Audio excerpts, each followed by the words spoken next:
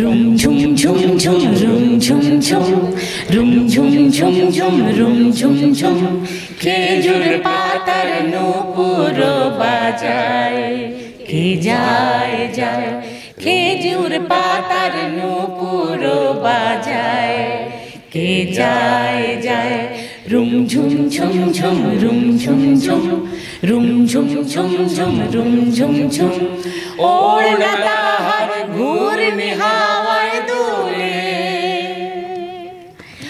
ওড়না তাহার ঘূর্ণি হাওয়ায় দোলে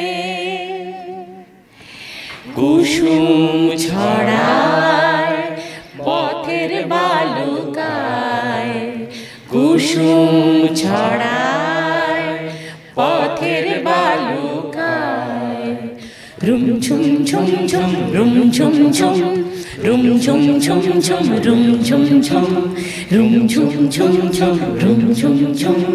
ওয়ালটন ফ্রিজ কিনে অনেকের মতো আপনিও হয়ে যেতে পারেন মিলেনিয়াল। সেরা পণ্যের সেরা অফার। পারফর্মিং আর্টসের প্রযোজনায় একটা বিশেষ অনুষ্ঠান, এটা আমার জীবনের জন্য অনেক বিশেষ, এবং এখানে যারা উপস্থিত ছিল শ্রোতা এবং দর্শক শ্রোতা এবং স্টেজে যারা আমরা পারফর্ম করেছি, আমার সুরসপ্তকের সকল শিল্পীবৃন্দ এবং আমি নিজে, আমাদের সকলের জীবনের একটি অনবদ্য অনুষ্ঠান, একটি অনন্য অনুষ্ঠান যা আর কখনোই হবে না। কেননা 125তম নজরুল জয়ন্তী, এটি আর আসবে না ফিরে। তো আমি মনে করি এটা আমাদের সৌভাগ্য।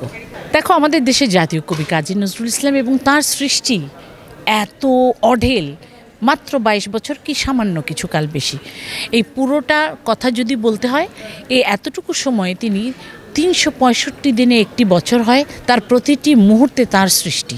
এরকম আর কোনো কবিই নেই, কাজী নজরুল ইসলাম একমাত্র যার সৃষ্টি পুরো বছরের সবগুলো মুহূর্তের। তো আমি মনে করি তার গবেষণার কোনো শেষ নেই, কমতি নেই। কিন্তু একই সাথে একজন মানুষ কি করে এত সৃষ্টি করতে পারেন আমার জানা নেই।